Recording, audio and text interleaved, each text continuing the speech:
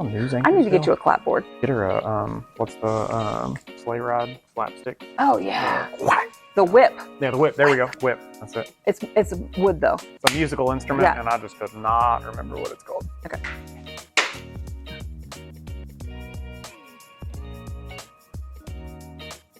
Hello everyone, I'm Lindsay Vallandingham with the Symphony Realty Group right here in Louisville, Kentucky.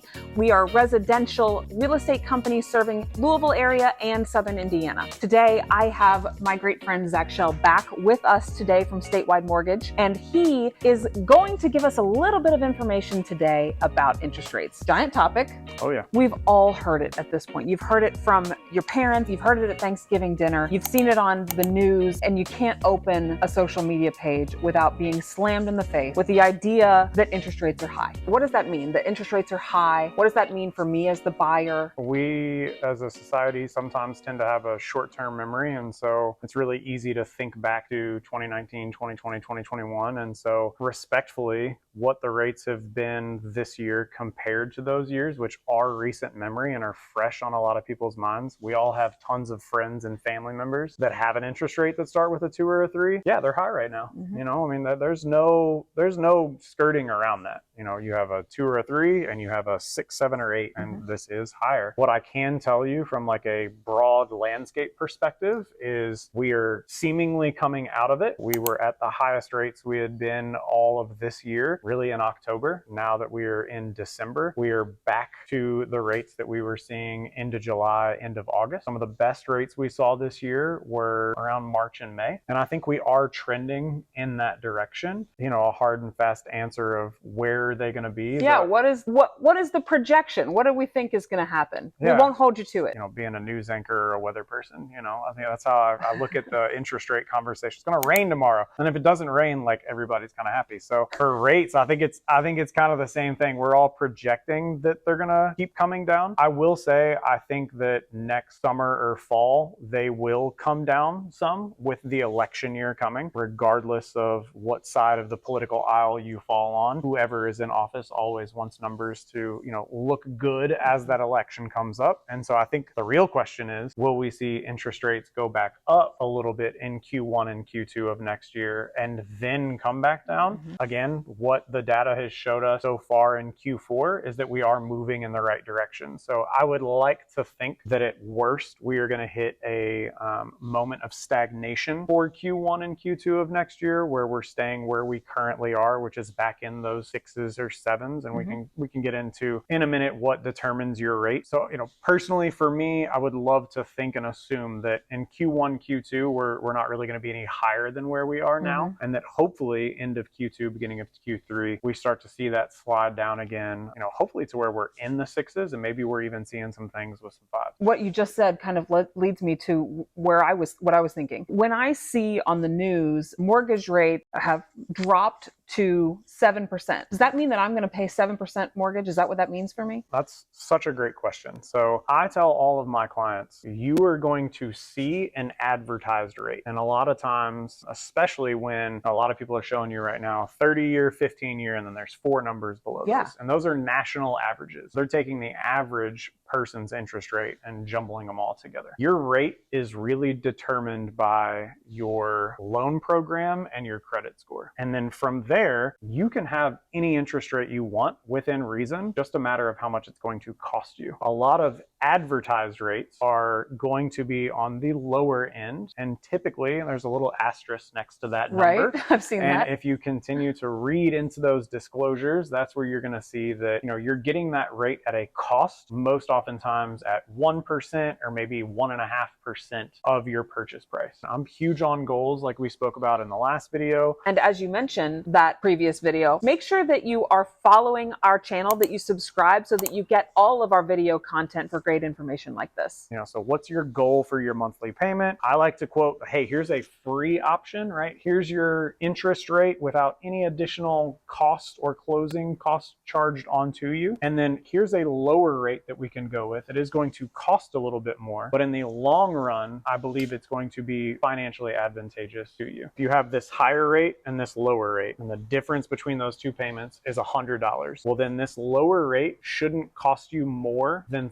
$3,600. Basically, where I'm getting that number is I want you to earn back all the money you spent lowering your rate in at least 3 years or less. Okay. If it's going to take you longer than 3 years to earn the money you spent back in your monthly savings with that lower rate, that's when I kind of start to question if it's truly a good financial choice. Sure, because you may not even live there longer than 3 years, and then you will have spent more to buy the rate down than you are able to recoup in having it be lower. Exactly. And we might refinance before those 3 years. That's true too. Absolutely. Well, so, when you're talking about this idea that someone might spend $3,600 as an example to pay their rate down, I want to make note that that is something that we sometimes see a seller paying for on behalf of the buyer. Yeah. Is that something that you're seeing in your business as well? Yeah, 100%. Temporary buy downs have been around quite a little bit. They've become super popular this year. And that's because as lenders and realtors, we've done a better job over the last 12 to 18 months in educating our buyers that it's not always the best option to offer lower on the asking price of a house. Instead, we can ask the same, but then it gives us this wiggle room to ask for seller credits. And those seller credits are then being used for what's called a temporary buy down. Temporary buy downs are where there is a rate reduction for a temporary amount of time. So the most popular ones are a 2-1 buy down, probably the one that we see the most. Hypothetically speaking, say your interest rate was 7% and you had a 2-1 buy down, then the seller is going to give you a credit to purchase that buy down. And for your first 12 months of your mortgage, you will pay with an interest rate of 5%, and then we will use a portion of that seller credit to make up the missing 2%. And then in the second calendar year of your mortgage, you then pay 6%, and we use those seller credits to make up the missing 1%.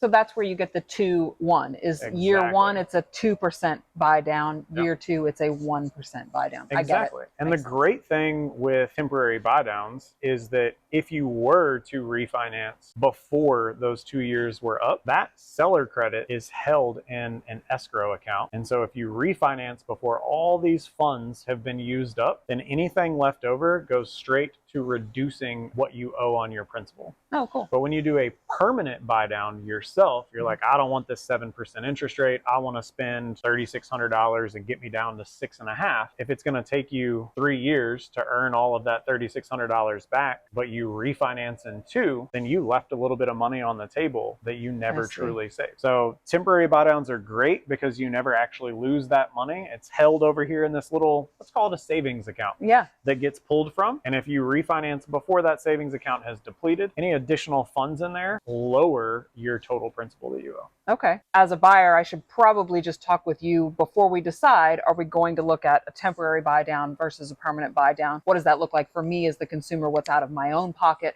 What can the seller pay for? Yeah. And that even, rolls into the negotiations of temporary buy downs have to be paid for by the seller. Sometimes we can pay for them through the lender, but it's not something that the buyer can pay for. So. Right. So looking ahead into 2024, we understand you can't predict the future. We wish we had that crystal ball. 100%. What are my best next steps if I want to own a home as soon as possible? When do I go? I think you go when you're ready. If you're thinking about buying a home, jump on the phone with myself, jump on the phone with Lindsay. Let's start talking about it. Let's go ahead and talk about your goals. That's the biggest thing. Yes, rates are, again, higher than they were a few years ago, but as long as we're operating in where your goals are now, we're going to get you in a house that you can financially afford. And then the future is going to give you the option as rates come down, when they come down, to refinance into a lower payment. I think a thing that's not talked about as much to really bring this conversation full circle, which we referenced earlier in the video about those 2 and 3% interest rates from a few years ago, is that, there's also some people that have this awesome 2 and 3% interest rate that have a really high mortgage payment. And the reality is they may never refinance that payment into a lower interest rate. Whereas people that are buying now, there is hope on the horizon that rates are going to return to the 6s, to the 5s. And you can always lower that payment. I don't think it's ever a bad time to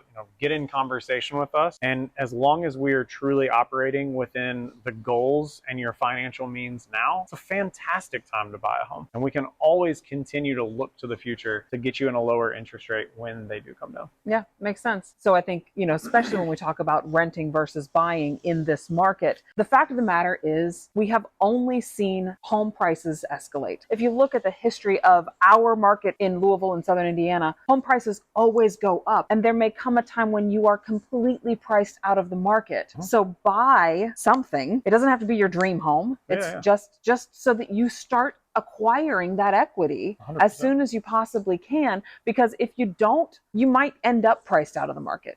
We don't forecast that prices are going to be coming down in any significant way, especially as you look into the long-term future. That's just not what anybody is expecting to happen. And so with prices continuing to be on the rise, now is the time when you're going to be able to get the lowest price for your home. And like you said, the interest rate's going to be what it's going to be, but that is something that could come down over time and could come down, in a relatively significant way as years go by, versus the prices of homes, which as years go by, we don't expect to see coming down in any significant way. Yeah, and I love what you hit on too about like the rent thing. If you're paying $1,500 a month in rent, and really you'd be comfortable paying somewhere between $1,500 and $2,000 in your mortgage, but you have it in your mind that you want to wait until interest rates are, let's say 5.5, and they're 7 now. Is the difference in what your monthly payment would be between the 5.5% and the 7% actually worth you waiting? Say it's going to cost you $500. It's going to cost you $500 more with a 7% interest rate. And again, you can't afford it because we talked about your goals. I would rather myself spend $24,000 over 2 years on a slightly higher interest rate mortgage that is investing in me and my future than paying $18,000 over 2 years. That's $1,500 a month in rent, paying my landlord, of which I'm going to see none of back. Right. So you got $18,000 sitting on a table here. You're going to spend that no matter what, but it's going to go to a landlord.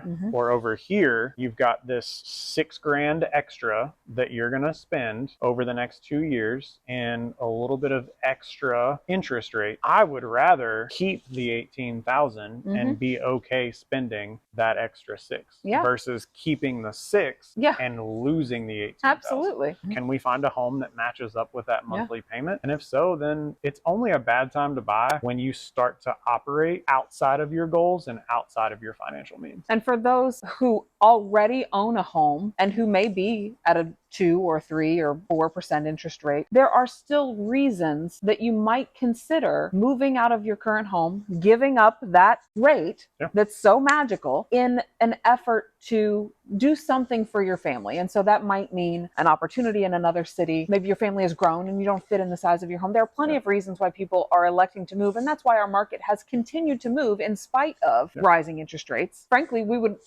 welcome even to have a conversation about what it would look like to keep your current home where you've got a locked in 3% interest rate. Keep that home, rent it out, and use that extra income to help you offset the higher interest rate that you might have to pay in your new home. There are plenty of options on the table. We're going to put Zack's information in the comments so that you can reach out to him directly. It never costs anything to reach out and have a conversation with Zack or to reach out and have a conversation with me. And as far as the Symphony Group goes, we would welcome to have a residential real estate conversation with you about Louisville, Kentucky or Southern Indiana at any time, because we would love to help you find your perfect key. You can email us directly at symphonyrealtygroup@gmail.com.